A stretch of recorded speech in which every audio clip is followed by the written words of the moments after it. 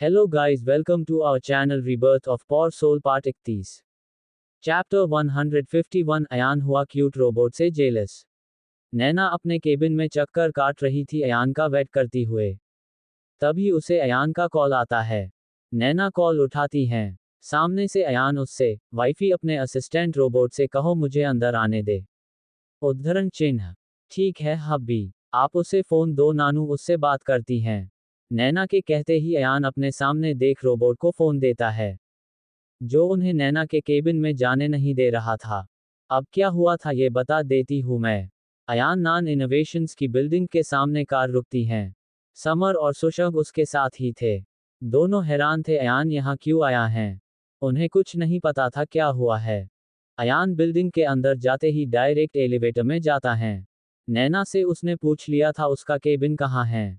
Receptionist ऐसे किसी को अंदर जाते देख सिक्योरिटी को बुलाती हैं और नैना के असिस्टेंट रोबोट को इन्फॉर्म कर देती हैं। अयान नैना के फ्लो पर पहुंचता है, साथ ही समर और सुशांत भी। अयान जैसे ही अपने दरवाजे की तरफ जा रहा था, तभी उनके बीच एक रोबोट आ जाता है। वो रोबोट रोबोटिक आवाज में, आप सभी इस केबिन में नहीं जा सकते हैं। उद्धरण चिन्ह। पर अयान उसकी बात इग्नोर कर जाने लगता है और वो रोबोट उसे रोक एक बार फिर अपनी बार दोहराता है। जिस पर अयान उससे, मुझे वाइफी के पास जाने से रोकने वाले तुम कौन होते हो। उद्धरण चिन्ह। सर आप गलत जगह आ गए हैं। आपकी वाइफ आपके घर पर होगी। ये हमारी फाउंडर चेयरपर्सन का केबिन है। उनके केबिन में जाने की परमिशन बाहर वालों नहीं है, आप प्लीज यहाँ से चले जाए। इस बार उसकी बात सुन अयान उसे जवाब देने की बजाय नाना को कॉल लगा देती हैं। अब आगे। नैना अपने टीम के डिब्बे से बोली, उन्हें अंदर आने दो। उद्धरण चिन्ह। उसके इतना बोलते ही वो रोबोट ओके मैम बोला और अयान को फोन वापस देकर साइड में हते हुए उनके लिए दरवाजा भी खोल दिया। तीनों एक साथ अंदर जाते हैं। अयान, समर और सुशांत तीनों उस केबिन का इंटीरियर देख हैरान थे। नैना के केबिन का इंटीरियर अयान के केबिन से भी बहुत अच्छा था। नैना तीनों को आए हुए देख उनके पास आकर उन्हें सोफा पर बिठा देती हैं। समर और सुशांत नैना को वहां देख हैरान थे। वही अयान नैना को घूरे जा रहा था। नैना सिर झुकाए उनके सामने बैठी हुई थी। समर नैना से, एंजल तुम यहाँ कैसे। उद्धरण चिन्ह। हाँ तुम नान इनोवेशंस क्या कर रही हो, और वो रोबोट तुम्हें इस कंपनी की फाउंडर क्यों कह रहा है। सुशांत ने भी सवालों की बारिश कर दी। नैना को समझ ही नहीं आ रहा था वो क्या कहे। तभी अयान बोला, जवाब दो वाइफी। उद्धरण चिन्ह। ठीक है बताती हूँ। बहुत लंबी कहानी है। याद है नानू जब फर्स्ट टाइम मंदिर में गई थी। फिर नैना उन्हें सब बताने लगती हैं। अब आप सभी को भी जानना होगा न कि कैसे मिले निहाल और नैना, और कैसे स्टार्ट की इन्होंने ये कंपनी। फ्लैशबैक। नैना मंदिर की परिक्रमा कर ही रही थी। तभी उसकी नज़र वहां से कुछ दूर एक लड़के पर जाती है। वो मंदिर पहाड़ पर थी और वो लड़का पहाड़ के लास्ट पॉइंट पर खड़ा था। नैना ये देख जल्दी से वहां जाती हैं। गार्ड्स उससे कुछ दूर खड़े थे इसलिए उसे जाते हुए देख नहीं पाए। वो जल्दी से भागते हुए लास्ट पॉइंट के पास पहुंच उस लड़के को आवाज लगाती हैं। पास पहुंच वो उससे, क्या कर रहे हो तुम। उद्धरण चिन्ह। वो लड़का बिना उसी तरफ देख वैसे ही खड़ा रहता है। नैना आगे कहती है, तुम्हें सुनाई दे रहा है, क्यों जान दे रहे हो अपनी। उद्धरण चिन्ह। पर अब भी उससे कोई जवाब ना पाकर नैना को एक आइडिया आता है। वो ऐसे जवान नहीं देगा ये जान नैना अपना टेढ़ा रास्ता अपनाती हैं और अपने चेहरे हंसी उड़ाने वाले एक्सप्रेशन के साथ उस लड़के से, तुम तो बुजदिल निकल, जवाब तक नहीं दे सकते पलटकर, पीठ दिखाना है ही आया है डर कर, इसलिए जान दे रहे हो। एक मुश्किल आने पर उससे डर कर जान दे रहे हो, तो न तुम्हें मार ही जाना चाहिए। उद्धरण चिन्ह। नैना की ये बात सुन वो लड़का फाइनली उसकी तरफ मुड़ उसे जवाब देते हुए, तुम्हें पता क्या है मेरे बारे में जो ये कह रही हो। उद्धरण चिन्ह। तो तुम ही बता दो, तुम्हारी गर्लफ्रेंड ने चेस्ट किया या एग्जाम में फेल हो गए किसी। नैना अपने चेस्ट पर हाथ फोल्ड कर, मुझे नहीं करनी तुमसे बात, और वो कूद जाता है नीचे। ये देख नैना जल्दी उसके पास जाकर उसका हाथ पकड़ उसे गिरने से बचा लेती हैं। वो लड़का ऊपर देखा अपना हाथ छुड़वाने की कोशिश करते हुए, छोड़ो मुझे। उद्धरण चिन्ह। मुंह बंद करो अपना, नैना गुस्से में बोली और उसे ऊपर खींचने लगती हैं। कुछ देर मेहनत कर वो उसे ऊपर खींच बचा ही लेती हैं। ऊपर आने के बाद वो उसे पहाड़ के लास्ट पॉइंट से दूर लेकर जाती हैं। वो लड़का नैना से अपना हाथ छुड़ाकर गुस्से में उससे बोला, क्यों बचाया मुझे? मेरे जीने का कोई कारण नहीं बचा है। इतनी मेहनत से पैसे जमा कर कंपनी खोलने का प्लान बनाया और पैसे जमा किए। पर मेरे दोस्तों ने ही मुझे दिखा देकर कंपनी प्लान किसी और कंपनी को बेच दिया। मेरे पूरे पैसे कंपनी के लिए जगह खरीदने में चले गए। मेरे पास कुछ नहीं बचा। मैं अपने पेरेंट्स पर बोझ बन जीना नहीं चाहता हूँ। रोज उनकी आंखों में निराशा नहीं देखना चाहता हूँ कि उनका एक लौटे बेटा नकारा है जो कुछ नहीं करता है। मुझे नहीं जीना। उद्धरण चिन्ह। नैना उसकी बात सुन, तुम्हारे साथ जो हुआ बुरा था, पर कभी सोचा है तुम्हारे जाने के बाद तुम्हारे माँ बाप पर क्या बीतेगी? और किन लोगों के लिए जान दे रहे हो जिन्हें तो पता भी नहीं चलेगा कभी कि उनकी वजह से तुमने जान दे दी। लेकिन तुम्हारे माँ बाप, उनका क्या होगा अपने जवान बेटे हो खोने के बाद? उद्धरण चिन्ह। उसकी बात सुन वो लड़का रोते हुए, तो क्या करूं मैं? उद्धरण चिन्ह। नैना उसे अपना नंबर देते हुए, 1:30 घंटे बाद इस नंबर पे कॉल करना। जीने की वजह चाहिए ना तुम्हें? मैं दूंगी तुम्हें, अभी मेरे पास टाइम नहीं है। लेकिन वादा करो कभी किसी के लिए जान नहीं दोगे। और हमारी मुलाकात के बारे में किसी को नहीं बताओगे। फिट नैना अपने गार्ड्स के साथ वहां से चले हैं। और घर पहुंच वो फ्रेश हुई तब तक उस लड़के का कॉल आ गया। वो कॉल उठाकर उससे बोली वो उसके साथ बिजनेस करना चाहती है एज अ पार्टनर। फाइनेंस वो प्रोवाइड करेगी, आइडिया दोनों का होगा। पर कंपनी उसे मैनेज करनी होगी। वो कंपनी का फेस रहेगा। नैना बिना किसी के सामने आए कंपनी संभालेगी। नैना की आवाज ऐसी थी कि उस लड़के को नैना पर भरोसा हो गया। नैना ने उस लड़के से उसकी डिटेल्स मांगी। वो लड़का और कोई नहीं, निहाल था। अब निहाल पहाड़ पर पहुंचा कैसे था ये मैं बताती हूँ। निहाल को जब उसकी दोस्तों से धोखा दिया वो डिप्रेशन में चला गया। उसकी मम्मी उसे बहुत मानकर उस मंदिर में लेकर आई। वहां पहुंच निहाल ने पहाड़ देखा, उसके मन में सुसाइडल थॉट आ गए। उसने अपनी मम्मी से कहा वो थोड़ी से वहां घूम ठंडी हवा खाना चाहता था। उसकी मम्मी मान गई कि क्योंकि कितने हफ्तों बाद निहाल कुछ बोला था। पर निहाल मरने पहुंच गया पहाड़ के एंड पॉइंट पर। Flashback ends. नैना अपनी पूरी बात कर तीनों की तरफ देखती हैं। वो चैन की सांस लेती उससे पहले अयान बोला, तुम्हारे पास पैसे कहाँ से आए? तुम्हें चाचा चाची तुम्हें पैसे तो बिल्कुल नहीं देते थे। तो कहाँ से आए वाइफी? उद्धरण चिन्ह। इसका जवाब देना जरूरी है। नैना ये बोल अयान की आंखों में देखती है और उसकी आंखों में देख समझ जाती है उसे जवाब देना ही होगा। वो अपना सिर झुकाकर, वो नानू ही है कर नो है। उद्धरण चिन्ह। ये झटका तीनों को बहुत जोर से लगता है। समर अपने दिल पर हाथ रख नैना ने, एंजल तुम सच बोल रही हो। तुम ही वो लीजेंड हैकर नो हो जिसे ढूंढते हुए मेरा हाल बेहाल हो गया। वो खुद मेरी बहन थी। उद्धरण चिन्ह। उसकी बात सुन नैना अपने कान पकड़ सॉरी कहती हैं। समर उससे बोला कोई बात नहीं और उसे सॉरी कहने की जरूरत नहीं है। अयान का मूड अब भी ठीक नहीं लग रहा था। वो नैना से, तुम ये हमें कब बताने वाली थी? उद्धरण चिन्ह। वो नैना को समझ ही नहीं आता वो क्या कहे अब।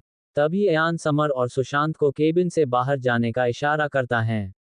समर और सुशांत उसका इशारा समझ नैना से, एंजल हम तुम्हारा ऑफिस घूमकर आते हैं। उद्धरण चिन्ह।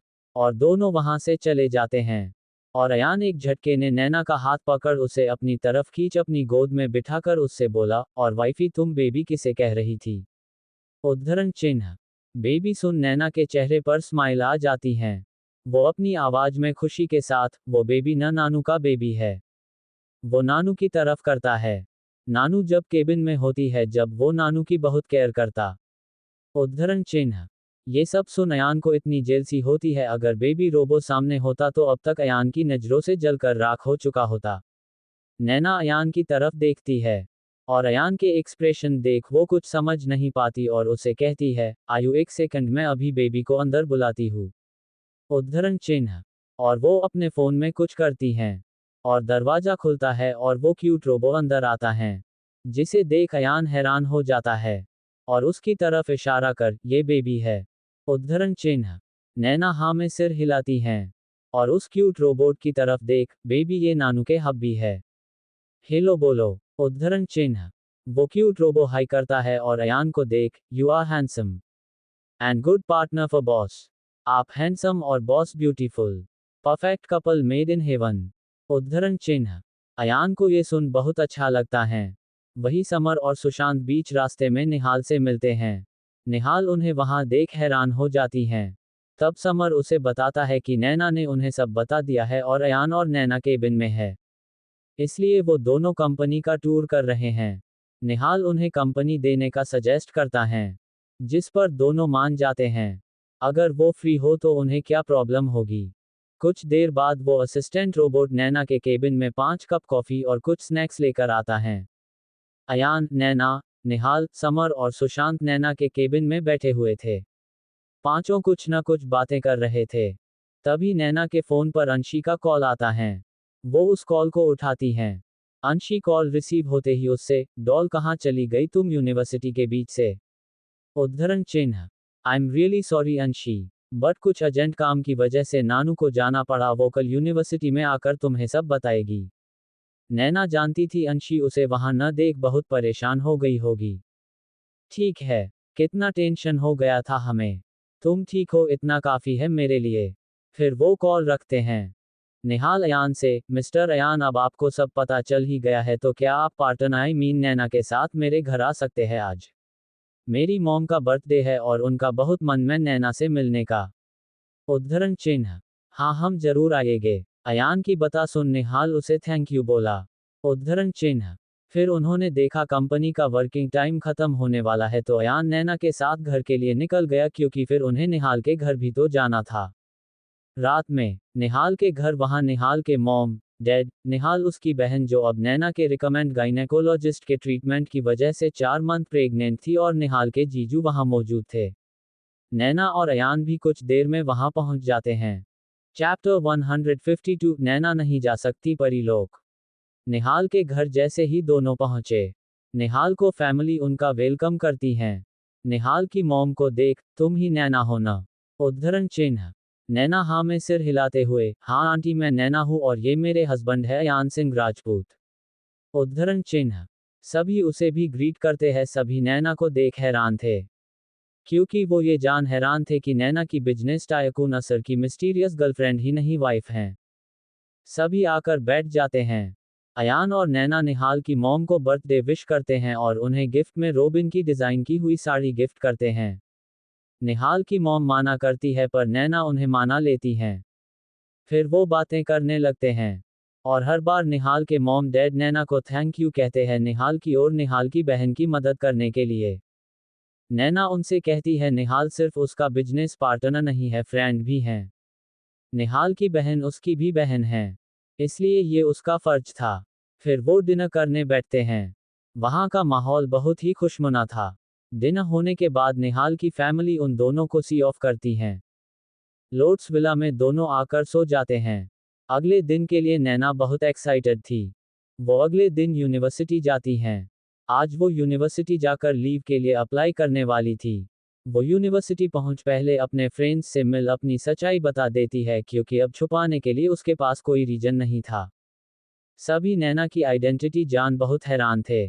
फिर वो उन्हें बताती हैं कि उसे कुछ दिन के लिए बिजनेस ट्रिप पर जाना है, तो वो यूनिवर्सिटी नहीं आएगी। इस पर अंशी उससे बोली वो उसे नोट्स दे देगी। घर आने के बाद वो पैकिंग करने लगती है क्योंकि सभी के लिए तो वो बिजनेस ट्रिप पर ही जाने वाली थी। अयान उसे पीछे से आकर गले लगाकर, वाइफी मैं भी तुम्हारे साथ आता हूं ना। उद्धरण चिन्ह। नहीं आयु, नानू अकेले सब एक्सपीरियंस करना चाहती हैं और इसलिए नानू ने अब तक आपको कुछ नहीं बताया था। नानू को पता था, अब नानू को खुद से अकेले कुछ नहीं करने दोगे। नैना पाउट कर, ठीक है ऐसे पाउट मत करो, पर मैं तुम्हें एयरपोर्ट छोड़ने आऊंगा। नैना उसकी बात सुन, नानू लोनावला जाने वाली है मीटिंग के लिए वो अपनी कार से जाएगी। उद्धरण चिन्ह। अयान अब आगे कुछ नहीं कह पाता, पर वो उससे, पर तुम्हारे साथ गार्ड्स रहेंगे। उद्धरण चिन्ह। नैना इस बात पर मान जाती हैं, क्योंकि मीटिंग में तो उसकी शैडो रहेगी ही, और वो अपनी माँ से मिल लेगी। वो सभी से मिल अपनी कार में निकल जाती हैं। नैना अपनी कार ड्राइव कर कुछ दूर ही गई थी तभी मस्ती परी उसकी कार में आ जाती हैं। नैना उसे देख पूछती है, मस्ती परी आप यहाँ कैसे आज? उद्धरण चिन्ह, हम आपको सावधान करने आए हैं। मस्ती परी के चेहरे पर इस वक्त बहुत गंभीरता थी, जिसे देख नैना उनसे, ऐसी क्या बात है मस्ती परी? उद्धरण चिन्ह, वो अब से 15 दिनों तक परी की शक्तियों पर ग्रहण रहने वाला था। उस काल की शक्तियों की तपस्या की वजह से इन 15 दिनों में हमारी शक्तियां काम नहीं करेगी। तुम इन 15 दिन साधारण इंसान रहोगी जो शक्तिहीन होता है। इसी वजह से तुम 15 दिनों बाद ही परी लोक आ सकती हो। अब हम जाना होगा। उद्धरण चिन्ह, और मस्ती परी वहां से चली गई। और नैना उदास हो चुकी थी। वो वापस घर की तरफ कार मोड़ देती हैं। अभी भी सब हॉल में ही थे। जब नैना वापस घर आई, उसे उदास देख वो लोग उससे पूछते हैं क्या हुआ है। जिस पर नैना उनसे कहती है मीटिंग कैंसिल हो गई। दादाजी उससे, तो बेटा इस बात से उदास क्यों हो? उद्धरण चिन्ह, नैना उनसे झूठ बोलते हुए, वो नानू का लोनावला घूमने का मन था पर सब कैंसिल हो गया। उद्धरण चिन्ह, बात नहीं तुम्हारे एग्जाम खत्म होने के बाद हम सभी चलेंगे। दादाजी उसका मूड सही करते हुए। नैना हाँ में सिर हिलाती हैं। नैना अगले दिन यूनिवर्सिटी जाकर अपना लीव एप्लीकेशन कैंसिल करवा देती हैं। धीरे धीरे दिन बीतते हैं पर नैना एक बात नोटिस करती है। अयान ने घर की ओर हर एक इंसान की सिक्योरिटी बहुत बढ़ा दी थी। नैना को कुछ समझ नहीं आया और अयान ने ये किसी रीजन की वजह से किया था। पर एक बात अच्छी थी, इन दिनों में अयान और नैना बहुत पास आ चुके थे। वो हफ्ते में 3 बार इंटीमेट होते थे। बाकी दिन अयान नैना को रेस्ट करने देता। अब सिर्फ 3 दिन बाकी थे। और नैना ने पीरियड्स आ जाते हैं। अयान अपने ऑफिस में था। नैना का मन अयान से मिलने का होता है। वो एक क्रॉप टॉप और जॉगर पहन कार में बैठ वहां से चली जाती हैं। वो बीच रास्ते में थी तभी उसकी कार के टायर पंक्चर हो जाते हैं। और जैसे ही बाहर निकल देखती है क्या प्रॉब्लम है। वो जैसे ही टायर पंक्चर हुए देखती हैं, उसे कुछ गड़बड़ होने की आशंका होती है। और कुछ रिएक्ट करती उससे पहले उसके सिर पर उसे तेज दर्द महसूस होता है। और उसकी आंखों के सामने अंधेरा आ जाता है। नैना की आंखें कुछ देर बाद एक खंड जैसी जगह पर खुलती हैं। उसे अपनी आंखें खोलने में कुछ सेकंड्स का टाइम लगता है। वो अपनी आसपास की जगह को समझने के लिए कुछ देर का टाइम लगता है। कहाँ है नैना? किसने हमला किया नैना पर? क्या होने वाला है नैना के साथ? चैप्टर 153 नैना, अंशी और सोना हुई किडनैप। पार्ट स्टार्ट करने से पहले आप सभी को बताना चाहती हूँ कि किडनैपिंग वाला और उसे कुछ पहले वाला सीन थोड़ा चेंज कर रही हूँ। So enjoy reading. नैना को अपनी माँ से मिलने के लिए और 15 दिन इंतजार करना था जो उसके लिए बहुत ही ज़्यादा मुश्किल था। पर करना तो था ही। इन 15 दिनों में नैना और अयान और ज़्यादा करीब आ चुके थे फिजिकली। वही प्रिंस अपने हब्बी से चुप चुप मिल लेता था और फ़ोन पर बात भी करता था। वही एक न्यूज ने सभी को हैरान कर दिया था जो था world famous jewellery designer Varun सेठ की एंगेजमेंट, वो भी उसकी स्कूल फ्रेंड के साथ। इस न्यूज को देख समर की गलतफहमी दूर हो गई थी। वरुण ने अंशी को अप्रोच किया। वो बहुत खुश था ये जान। उसने धीरे धीरे वापस अंशी अपनी कम्युनिकेशन स्टार्ट कर दी थी। ऐसे ही दिन बीतते हैं। 12 दिन बीत चुके थे नैना को और 3 दिन इंतजार करना था। पर नैना मुशीबाग और मुसीबत नैना के दूर कहाँ रह सकते हैं। आ गए उसके पीरियड्स, उसकी बैंड बजने। नैना के पीरियड्स का आज पहला दिन था। और मूड स्विंग, क्रेविंग और क्रैम्प सभी भयंकर वाले हो रहे थे उसे। आज संडे था। और सैटरडे को मूवी नाइट के लिए अंशी और सोना लोट्स विला आए हुए थे। नैना, अंशी और सोना तीनों मिल प्रिंस का एक प्रोजेक्ट कंप्लीट करने में उसकी हेल्प कर रहे थे। प्रिंस का प्रोजेक्ट कंप्लीट होने के बाद सोना के माइंड में एक बात आती है। अगर प्रिंस को ये प्रोजेक्ट मिला है तो जरूर हनी को भी मिला होगा। और हनी अकेले कभी अपना प्रोजेक्ट नहीं बनाता है, जरूर इस बार भी उसका प्रोजेक्ट नहीं हुआ होगा। वो अपने घर जाने के सोचती हैं। और नैना से, डॉल मुझे घर जाना होगा। प्रिंस को प्रोजेक्ट मिला है तो हनी को भी मिला होगा। मुझे उसकी हेल्प करनी होगी वरना वो अकेले नहीं कर पाएगा। उद्धरण चिन्ह, चलो मैं तुम्हें छोड़ दूंगी, वैसे ही प्रिंस का प्रोजेक्ट हो ही चुका है। नैना प्रोजेक्ट का सामान समेटते हुए। और नहीं डॉल, किसी ड्राइवर से कह दो तुम्हें आने की जरूरत नहीं है। सोना उसे माना करते हुए। और नहीं नानू को आयु के ऑफिस जाना है, अभी नानू तुम्हें छोड़ देगी। अब उसकी बताना जाती है सोना पर अंशी भी घर जाने का सोचती है क्योंकि अगर दोनों चले जाएंगे तो वो घर पर क्या करेगी। नैना मान जाती हैं और अपनी कार की चाबी लेकर निकल जाती हैं। वो आगे बैठी थी, सोना उसकी बगल में और अंशी पीछे। कार में टेलर स्विफ्ट का सॉन्ग लव स्टोरी बज रहा था जिसे नैना और सोना दोनों ही अपना गला फाड़ गा रहे थे। और अंशी अपने कान पर हाथ रखे बैठी थी। बेचारी करती भी क्या, और दोनों में से कौन उसकी सुनने वाला था। वो बीच रास्ते में ही थे। तभी अचानक से कार रुक जाती हैं। जैसे देख नैना म्यूजिक स्टॉप कर, कार कैसे रुक गई। उद्धरण चिन्ह। सोना उससे, कार की सर्विसिंग नहीं हुई क्या डॉल। अंशी पीछे से सोना से सिर पर टपली मार, तुझे क्या लगता है जीजू नैना को कोई भी कार उठाकर दे देंगे। उद्धरण चिन्ह। नैना हंसते हुए, तुम दोनों बैठो मैं चेक करती हूँ। और वो दरवाजा खोल, बाहर आकर देखते हैं कार का टायर पंक्चर था, वो भी एक नहीं चारों। जिसे सके वो हैरान हो जाती हैं। उसे अपने टायर में कुछ किले फंसी हुई थी। उसे वो देख गड़बड़ का एहसास होता, वो कुछ रिएक्ट करती उससे पहले उसे अपने सिर पर एक तेज दर्द महसूस होता। क्योंकि एक आदमी ने उसके सिर पर रॉड से वार किया था। अंशी और सोना कार में बैठी ये देख डर जाती है और एक साथ चीखती हैं। वो आदमी अनवर बिना ध्यान दिए नैना को उठाकर वहां आई हुई वैन में लेकर जाने लगता है। अंशी और सोना ये देख जल्दी कार से बाहर आकर उस आदमी से नैना को छीनने लगते हैं। अंशी नैना को उसकी पकड़ से छुड़ाते हुए, छोड़ो मेरी दोस्त को। उद्धरण चिन्ह। सोना भी कोशिश करती हैं। अंशी और सोना को देख वैन से कुछ और आदमी बाहर आते हैं और अंशी और सोना को बेहोश करते हैं क्योंकि उनके पास और कोई रास्ता नहीं था।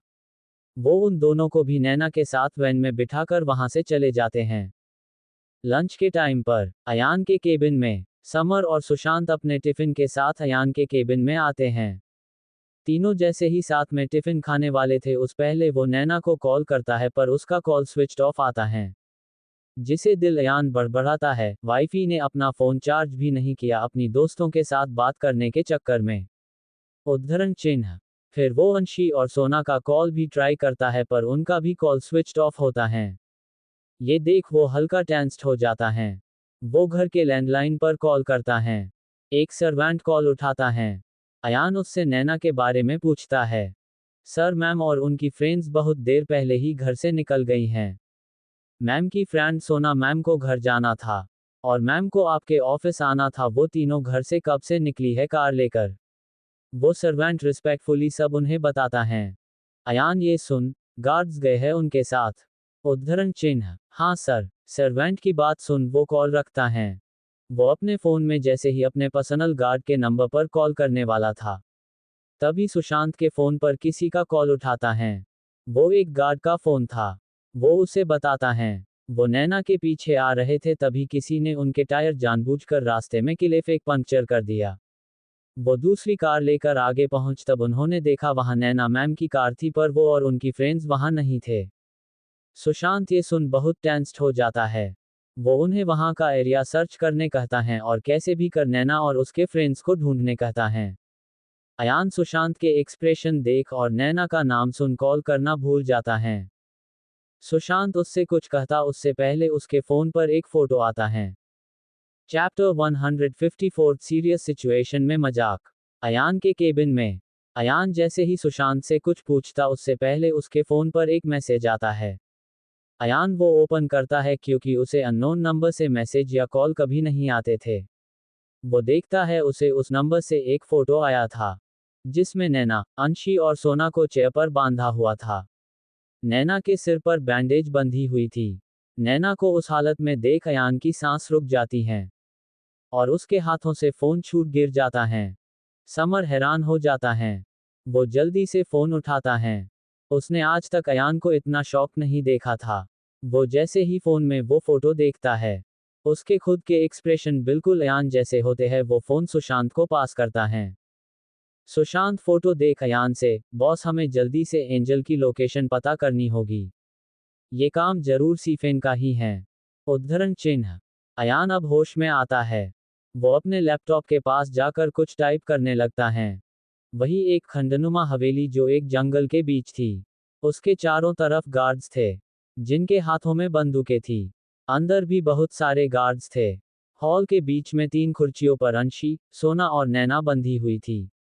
नैना के सिर पर बैंडेज बंधी हुई थी। वो तीनों भी बेहोश थी। तभी वहां एक आदमी आता है, जिसके मुंह में सिगार थी, जिससे धुआं निकल रहा था। वो उन तीनों के सामने आकर खड़ा होता है। वो सिफिन था। वो अपने आदमियों से, डॉक्टर ने चेक किया उसे। उद्धरण चिन्ह। हाँ बॉस, डॉक्टर ने कहा है वो बिल्कुल ठीक है। वो उस आदमी की बात सुन हाँ में सिर हिलाकर वहां से निकल जाता है और उसकी हवेली के एक कमरे में चला जाता है, जो उस हवेली से बिल्कुल अलग था। जहां हवेली पूरी गंदी और पुरानी थी, वही वो कमरा साफ सुथरा और अच्छे से सजाया हुआ था। उस कमरे में बेड, सोफा, टीवी, एस बड़ी और फर्नीचर सब था। उस कमरे में नैना की बहुत सारी फोटोज थी, जो उसने इंडिया आने के बाद नैना के पूछा करते हुए खिंचवाई थी।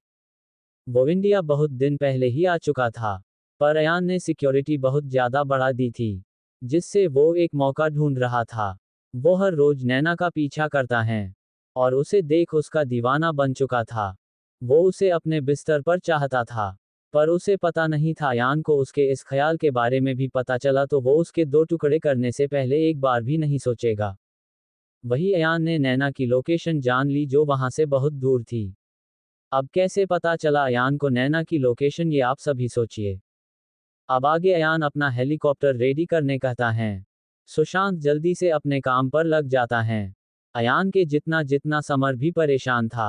अंशी भी किडनैप थी। उसका दिल घबरा रहा था, कहीं सिफिन अंशी के साथ कुछ कर न दे। वो सिफिन के बारे में जानता था, वो कैसा इंसान है। वो हर खूबसूरत लड़की को देख उसके साथ क्या करता है। उसका दिल घबरा रहा था। तीनों अपने फोर्सेज के साथ उस खंडनुमा हवेली के तरफ बढ़ जाते हैं। वही धीरे धीरे नैना को होश आ रहा था। उसकी आंखें जैसे ही खुलती हैं, उसे हर जगह अंधेरा ही दिख रहा था। उस हवेली में बहुत ही डिम लाइट थी। नैना अपने होश संभाल अपने आसपास देखती हैं। वहां अंशी और सोना को बेहोश देख वो उन्हें होश में आने की कोशिश करती हैं। कुछ देर वो दोनों का नाम पुकारती हैं, जिससे अंशी और सोना को होश आता है। वो दोनों अपने आसपास का माहौल देख डर जाते हैं। नैना उन्हें शांत करवाते हुए, रिलैक्स अंशी और सोना, डरो मत। उद्धरण चिन्ह। दोनों नैना की तरफ देखते हैं और नैना को इतना रिलैक्स देख वो उससे, डॉल तुम इतनी रिलैक्स कैसे हो? तुम्हें डर नहीं लग रहा है? उद्धरण चिन्ह। नहीं नानू नहीं डरती, नानू को लड़ना आता है। नैना फुल कॉन्फिडेंस के साथ। अंशी और सोना दोनों नैना का कॉन्फिडेंस देख थोड़ा अच्छा फील होता है। अंशी उससे, डॉल क्या तुम्हें पता है हमें यहाँ किसने लाया है? उद्धरण चिन्ह। नहीं पता तो नहीं है, पर रिलैक्स नानू अकेले 100 इंसानों से लड़ सकती हैं। नैना एक टेढ़ी स्माइल कर।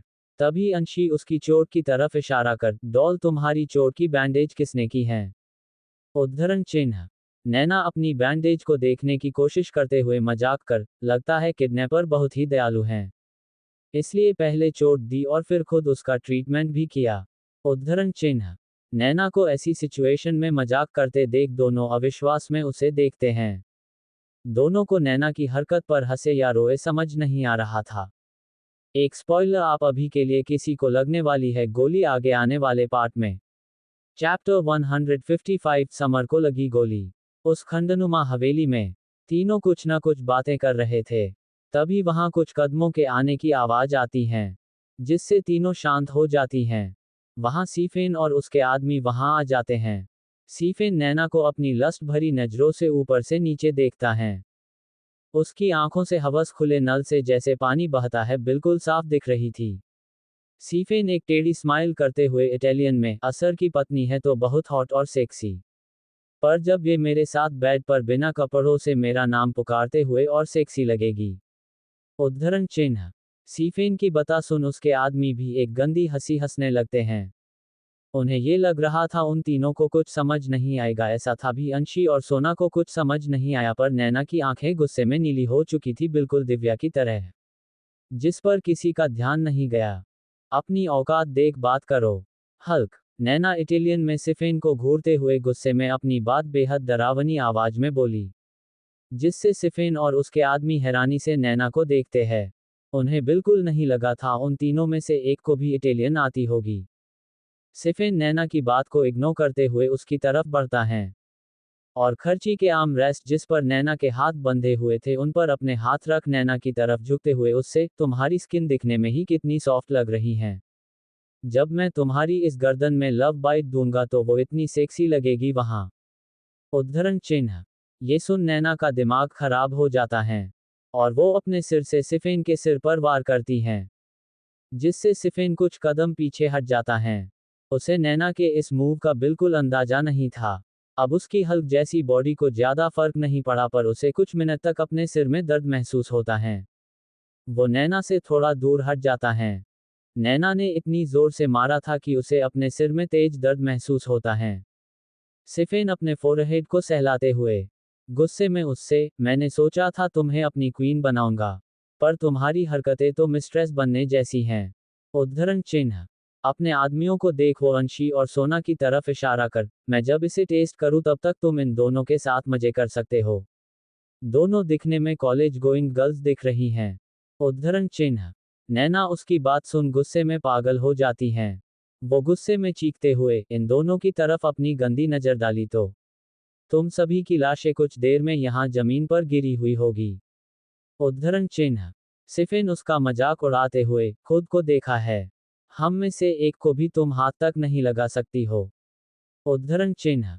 एक बार मुझे खोलो फिर पता चलेगा तुम्हें कितनी ताकत है मुझ में।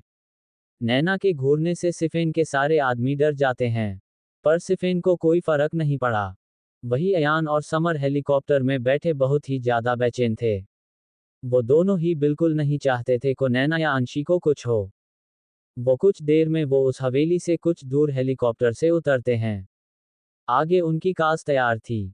वो कार में जाकर बैठते हैं और वहां कुछ कस्टमाइज्ड हनी बी साइज के ड्रोन भेजते हैं, जिससे प्लानिंग कर सके। वहां हर एक साइज देख अयान 3 लोगों में 3 टीम डिवाइड में होता है और वो उस तरफ बढ़ जाते हैं अपनी बंदूकों के साथ। वो जल्दी बाहर खड़े गार्ड को मार देते हैं। वो हवेली 2 फ्लोर की थी, जिसके हर फ्लोर पर गार्ड्स थे, इसलिए एक एक टीम एक एक फ्लोर पर जाने वाली थी। सुशांत टॉप फ्लोर पर, समर उसके नीचे वाले और अयान सबसे नीचे वाले फ्लोर पर अपनी फोर्स के साथ एंटर करने वाला था। सुशांत ऊपर वाले फ्लोर को आराम से निपटा देता है, क्योंकि वहां के गार्ड्स बिल्कुल भी अलर्ट नहीं थे। समर ने भी वहां से लोगों को जल्दी रास्ते से हटा दिया, पर उनमें से एक फर्स्ट फ्लोर से नीचे गिर गया, जिससे ग्राउंड फ्लोर से सभी लोग अलर्ट हो जाते हैं। सिफिन अपने आसपास का माहौल देखता है। वही वहां अयान पहुंच जाता है और गोलीबारी शुरू हो जाती है। सिफिन और उसके आदमी चुप जाते हैं। अयान अपनी बिना परवाह किए नैना के पास जाकर उसके हाथ पैर खोलता है, फिर उसे गले लगा लेता है। वही समर आकार अंशी और सोना के हाथ पैर खोलता है। वो सभी तीनों को लेकर एक सेफ जगह पर जाते हैं और फिर वहां फायरिंग शुरू हो जाती है। अंशी, सोना और नैना तीनों अपने कान बंद कर बैठे हुए थे। तीनों ही ऐसी फायरिंग से डरते थे। नैना ने भी आज तक ऐसा कोई मंजर नहीं देखा था। कुछ देर बाद फायरिंग बंद होती है। वो देखते हैं सिफिन जमीन पर गिर हुआ था, जिससे लग रहा था वो मर चुका हो। सभी हॉल के बीच में वापस आ गए। अयान नैना को गले लगाकर उससे पूछता है, वाइफी तुम ठीक तो हो ना? कहीं चोट लगी तुम्हें? क्या उसने तुम्हें मारा? उद्धरण चिन्ह। नैना उसे कसकर गले लगाकर, हब्बी नानू डर गई थी। ये आदमी नानू और उसकी दोस्तों के बारे में गंदी गंदी बातें कर रहा था। उद्धरण चिन्ह। ये सुन अयान को सिफिन पर बहुत गुस्सा आता है। अयान सुशांत से, इसे हमारे बेस पर लेकर चलो, मेरी वाइफी पर गंदी नजरें डाली है इसने। उद्धरण चिन्ह। फिर वो वहां से जाने लगते हैं। जैसे ही वो पीछे मुड़े जाने के लिए, सिफिन उठ खड़ा होता है और अपने पास में पड़ी गन उठाता है। वो नैना को गोली मारने वाला था। अंशी और समर का ध्यान एक साथ पीछे जाता है। वो सिफिन को गन के साथ नैना पर निशाना लगाए हुए देखते हैं। वो ट्रिगर दबा देता है। अंशी जल्दी से नैना के सामने आ जाती हैं। ट्रिगर की आवाज सुन सभी पीछे मुड़ते हैं। अंशी नैना को बचाने के लिए सामने आ गई, पर डर से उसने आंखें बंद की हुई थी। जब कुछ सेकंड्स बाद उसे दर्द महसूस नहीं हुआ, तब उसने अपनी आंखें खोल ली। उसके सामने समर खड़ा था। उसके कंधे से गोली छूकर निकल गई थी। सभी ये देख डर जाते हैं। सुशांत अपने भाई को गोली लगते देख वो गुस्से में अपनी बंदूक की सारी गोलियां सिफिन पर चला देता है। उसने ये बिना सोचे समझे कर दिया था। जब उसने सिफिन को जमीन पर बेजान गिरे हुए देखा तो उसे होश आया। वो अयान की तरफ देखता है। वही सभी समर के पास बैठे। समर ने दर्द से अपनी आंखें भींची हुई थी। वो बहुत मुश्किल से बोला, मैं ठीक हूँ। उद्धरण चिन्ह। और फिर वो बेहोश हो जाता है। सभी जल्दी से वहां से निकल जाते हैं। उस हवेली में गार्ड्स अब भी थे जो सारी लाशें ठिकाने पर लगाने वाले थे।